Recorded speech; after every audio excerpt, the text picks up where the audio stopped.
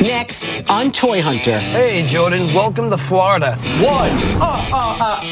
Oh, man. I'm giving her all she's got, Captain. These are cool. Pretty, isn't it? This is Alien. You're bringing it home and watch the terror over and over again. 200. 250. How about a 1500? How about 3,000? Suddenly, Shirley goes from kind old lady to cutthroat haggler.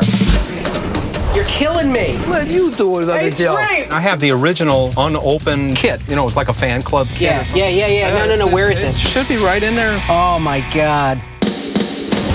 I'm Jordan Hembrow. They call me the Toy Hunter. Oh, man! This is where you've been hiding everything. I've been collecting and dealing toys for over 25 years. Oh, I just had a little toy-gasm. I scour the country, and I dig deep. Do you know how much I can get for this? Whoa. Out of a box of junk. If there's a fortune hidden in your toy chest, I just touched a $17,000 toy. I'll find it. These may be toys, but this ain't child's play. Hey, Jordan, welcome to Florida. Steve's been one of my best friends for 20 years. He's this horror sci-fi monster dude with a soft spot for Barbie, and he's not afraid to show it. So what do you got for me this time, Stevie? I have a lady down in Tampa, been saving toys since the 70s. Yeah. Claims she has dozens of complete set action figures mint in a box. Awesome. What's her name? Shirley. Shirley. Shirley. Shirley, you must be joking. Where's the other two? You just went bump, bump, bump, bump. There you go. Hello. Shirley? Yes. Hi, I'm Jordan. Hi, Jordan. How are you? I'm Shirley, and I've been collecting toys for probably 45 years. This is the way down here. I have a back bedroom. There are probably 25 bins filled with mostly 70s toys. Whoa. This is my collection room. This is your pride and All joy. my favorites. How come you got them all packed away? Why don't you have them out? Never got to it. So you called us. Oh, you're killing me. Shirley. Yes. You took all the figures off the cards. Oh, yes, I know. I knew I wasn't supposed to do it, but I bought the action stand. So I put them all on the action stand. Shirley, this is an original Luke Skywalker. If you had this in the packaging, it'd probably be worth over $1,000. Oh, no. Well, did you have fun? Yes. That's all that matters. Next lifetime.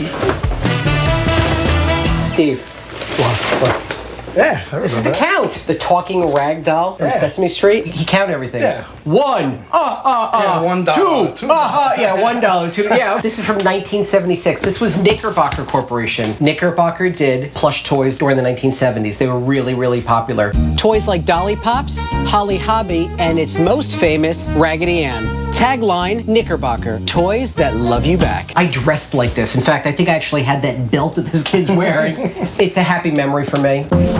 I love the pull string toy. Not only does it work without a spark of electricity, but the sheer mechanics harken back to the early days of the phonograph. Someone talks into a funnel, which passes through a flexible diaphragm, which in turn vibrates a needle that etches the sound into this little plastic disc. Pull the string and... Wah, wah, wah. Doesn't work. He's tired. Sadly, the plastic used in these old toys degrades over time, and the recording ends up lost forever. Is this something you'd be willing to sell? Yes, I would sell that one. I will give you $1. $2. Yeah, Keep it going up. Keep it going Okay. up. In this condition, Shirley, I have to be honest with you, probably about $20 is the most I can pay. Well, for you, 20? 20, because of your memories. Yeah. Because after all, that's what my collection's about. Thank you. I got the first sale. I'm gonna put them right here. In the happy dance. This is really cool. The Star Team. It was done by Ideal Corporation. It's worth probably anywhere between $50 to $75. How about 80? Shirley, we got this thing called wholesale and retail. Mine's the retirement cell.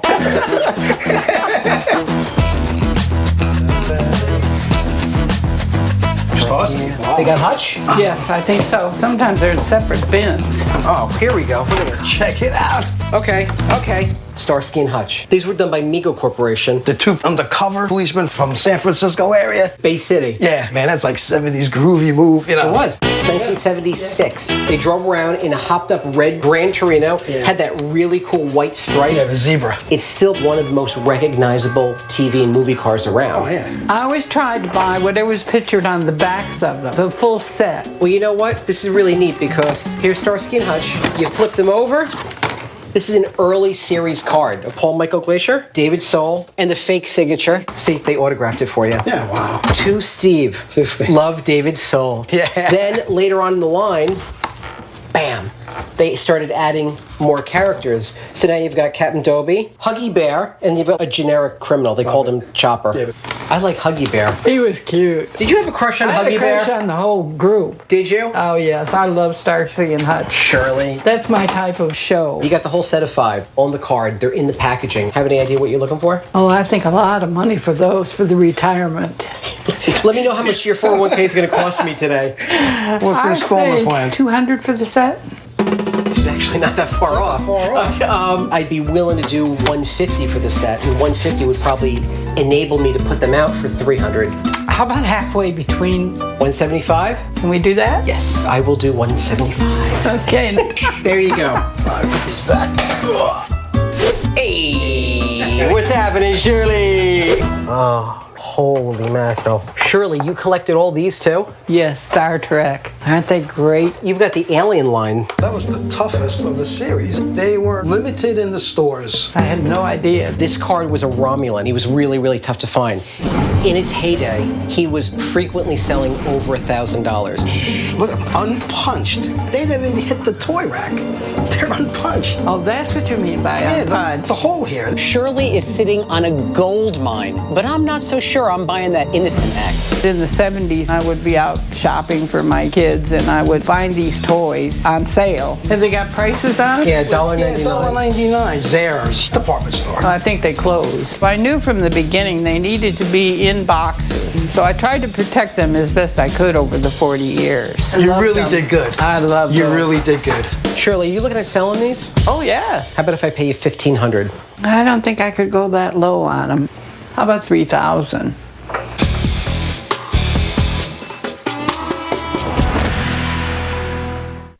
I'm in Tampa, Florida with my best friend Steve, hunting in the back room of retiree Shirley. She has a complete set of Mego Star Trek aliens, which may just be that nest egg she's been trying to save. How about if I pay you $1,500? How about 3,000?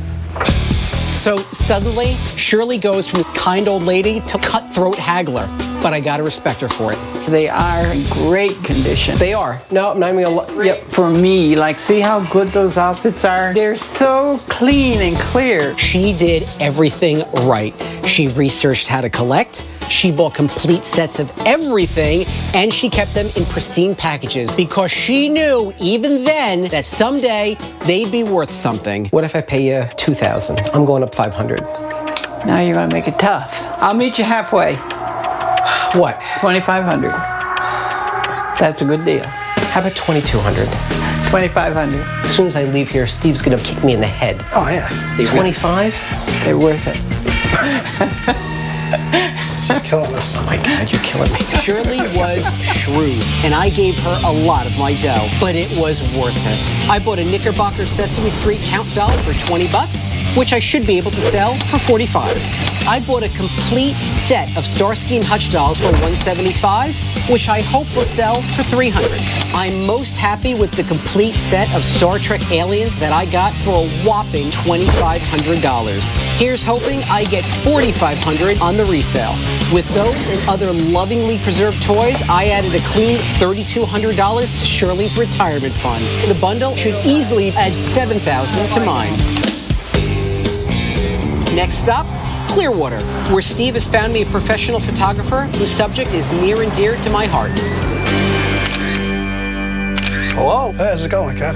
Good. Steve. Good. Steve. Hey, I'm Steve. Jordan. Jordan, How nice are to you? meet you.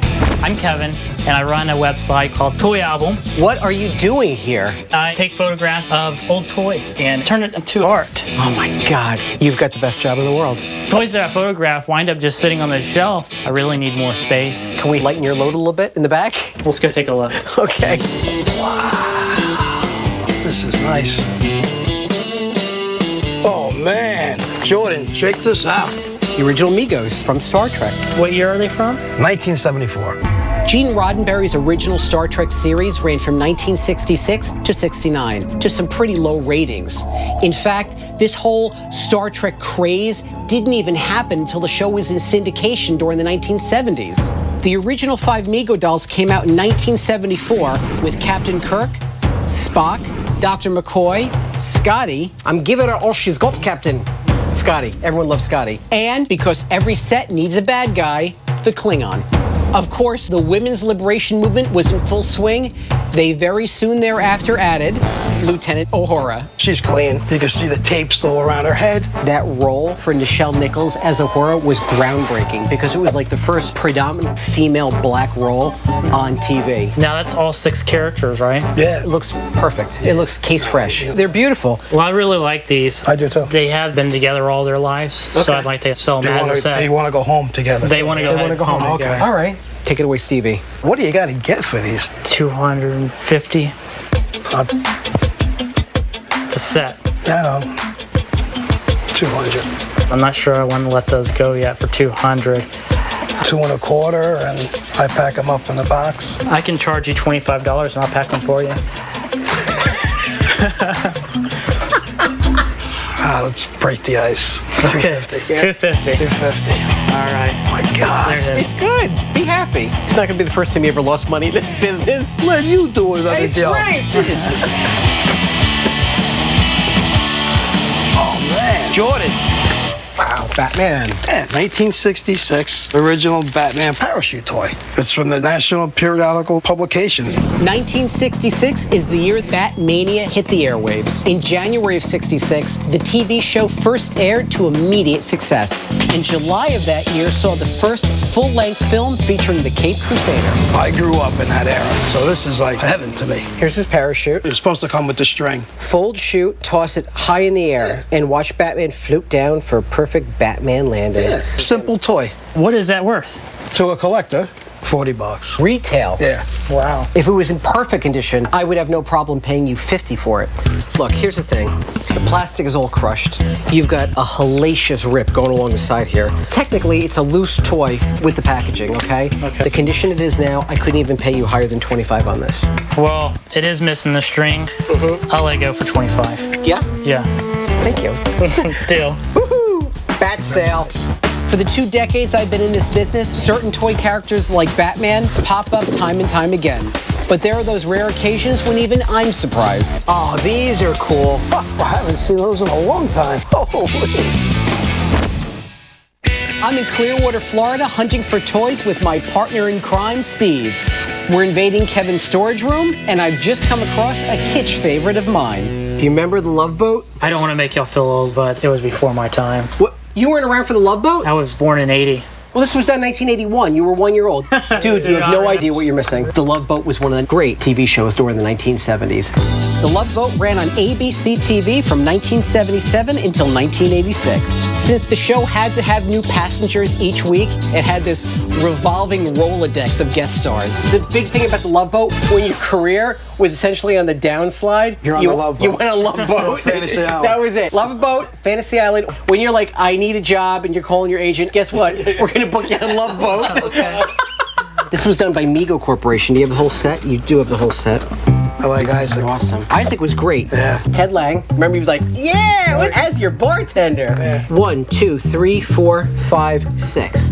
Even though Love Boat figures are rare, even though they are super, super cool, and they've got awesome, awesome graphics, it just doesn't translate into big dollars on the secondary market. The set of 6 is going to top out at about $75 to $80 tops, which means I need to be at about $40 for the set. I feel like you gave me so much information on these guys. I will sell them for that price. For $40.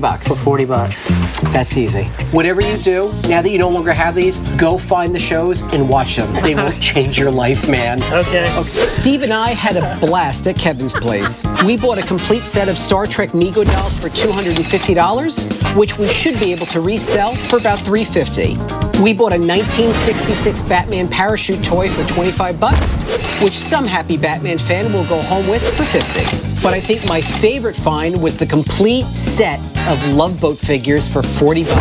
which I should resell for $75 with the right buyer. With those and a few other gems we managed to find, I spent about $500 at Kevin's. Here's hoping I pull in almost $1,000 when all is said and done.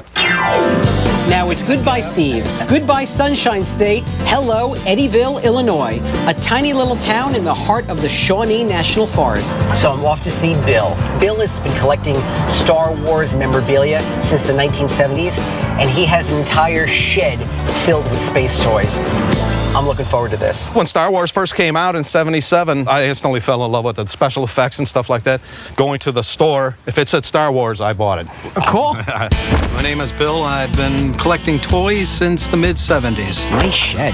And it's full. It's full. I've got boxes of toys I haven't seen quite a while. That's a lot of boxes. Rancor Monster. The Rancor Monster from Return of the Jedi. Normally, I never take these out of the box. This one's open, though. So while it's open, you got to play with it. This was in Jabba the Hutt's palace, remember? Oh, yeah. And Luke Skywalker fell in. He started battling. I think it's an awesome piece. The Rancor Monster, brand new, mint, pristine in the box. You're talking about $150 to $160. That's unopened. Well, I know it's opened, but the box is in nice shape. For 30-some-odd years old, the box is The box is in fair shape. It's got some creasing here. It's got some splitting. What did you look like 30 years ago? I know. I looked a lot better than I do now, I'll tell you that much. I'll give you the fair shape on the box. Yeah. But the toy itself is not played with. It's not. I'm looking at, I don't know, $45. Right now, I'd probably give you like $35. I'd be happy with 40. I think it's worth $40. All right, I'll give you 40. Correct. Thank you, brother. Oh, I got a bunch of those. This is the vintage Kenner die-cast vehicles from the 1970s. Yeah, I've had those guys a long time. They were ships done in die-cast metal, and they did a whole bunch of them. You got the X-Wing fighter, and the wings opened up on it. The Millennium Falcon was cool because it had the radar dish that turned, and the guns all turned. They did the Imperial Star Destroyer. That has a piece that you're not going to find anywhere, the little Rebel ship in there. Oh, you got it.